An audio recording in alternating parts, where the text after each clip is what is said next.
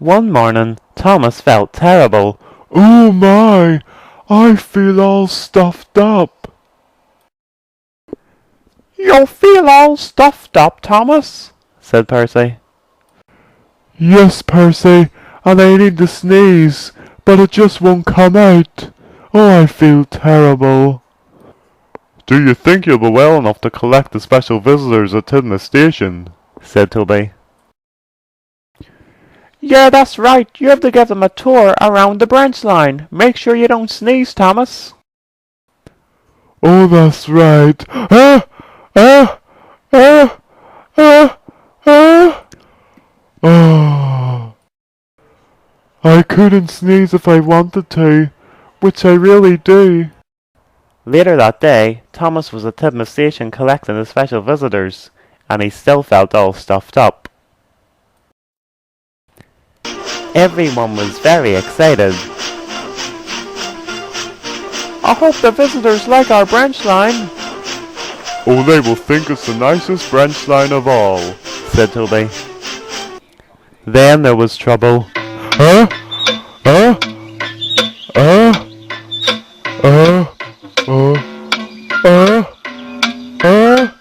Achoo! Thomas had the biggest sneeze he ever had, and everywhere was a terrible mess. And the visitors' clothes were ruined, and they were very angry. What a disaster, said Toby. Thomas's sneezes went everywhere, said Annie to Clarabelle. The Fat Controller was very cross. Thomas, look what you have done. Please, I'm sorry, sir. I couldn't help it. Look at the mess and the special visitors. Please, sir, it's not my fault. Thomas, if you're not well, or if you're stuffed up, you either stay in the sheds, or go to the works until you're well again. This is going to make the railway a laughingstock. I've let the railway down, and out of all things, with a sneeze. Ha ha! You can say that again, Thomas. This isn't funny, Percy, snapped the Fat Controller. Enough, Percy, said Toby. Now we're going to have to pay the visitors for all their ruined clothes. Thomas, I appreciate it's not your fault, but as I said before, if you're not well, you go to the works, or stay in the sheds until you are better. Now the visitors will probably sue, but you know what? I don't blame them. It took so long to clean the station and the 3 engines, the Fat Controller had to shut down the branch line for the whole day. And when Percy was cleaned, he told all the other engines about what happened. They all thought it was very funny. Thomas was cross that night in the shed.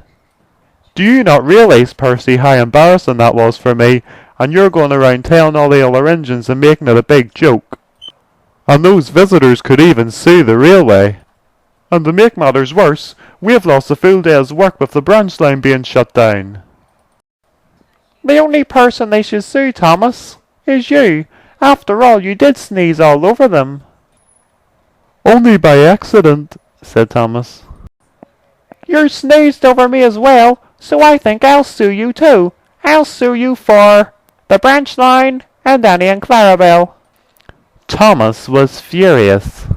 And to make matters worse, Thomas still felt stuffed up a bit. The next morning, Thomas arrived at the junction. Hello, Henry, said Thomas cheerfully. Oh, hello, Thomas. I hope you feel well today, because I can tell you now, I don't. Oh. Oh. Oh.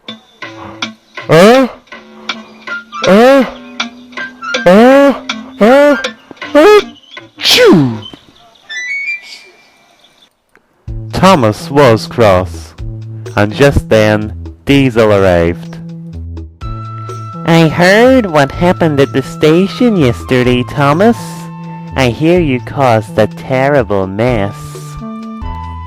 Not only that, Diesel, I've also caused problems for the railway. Well, that should teach the worthy fat Sir Topham Hatt a lesson. If he had diesels instead of you steamies, he would never get in a mess like this, not even with a sneeze. And then Diesel left. Just ignore them, Thomas, said his driver. No, don't worry about it, driver. I was expecting it anyway. And then Thomas set off with his train. He tried to cheer up during his journey, but he couldn't stop thinking about the embarrassment he caused the railway. Come on, Thomas, cheer up, said his driver. How could I, driver? Said Thomas sadly. Even Annie and Clarabelle asked Thomas to cheer up, but it was no good. Suddenly there was a huge whoosh, and Thomas came to a stop. Now what has happened to me? Said Thomas. His driver checked him. You have burst your safety valve. You can't carry on pulling the train. Percy's coming down this lane any minute, and we were supposed to take the points onto the other track. It'll be too late for me to go to the signal box, because by the time I go there, Percy will be here. Oh no, this is a disaster, said Thomas. His driver tried to think of something they could do to warn Percy. I know. You could whistle, Thomas. That's a good idea. So when Thomas tried to whistle, nothing happened. And then they all heard Percy.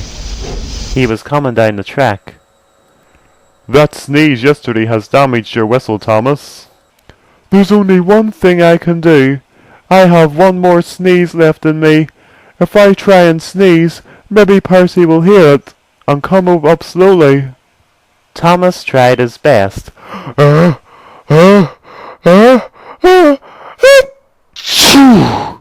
Percy heard and stopped. That sounded like Thomas's sneeze yesterday. Please can we go up slowly? If he's sneezing up there, I don't want to get covered again. No problem, said Percy's driver. And slowly, Percy headed up the lane. And he was surprised when he saw Thomas on the same track. Percy! Thank goodness you stopped in time! What a relief, said Thomas happily. What are you doing on my track, Thomas? Thomas told Percy all that happened, and I had no other choice but to sneeze. Well, just as well you did. Better a sneeze than a crash. That evening in the sheds, the two engines made up. I'm sorry I laughed at you, Thomas, when you sneezed all over the station. No, don't worry about it, Percy. At the end of the day, I probably would have laughed at you. We're best friends, Thomas. The best of friends, Percy. And the three engines sat happily in the sheds.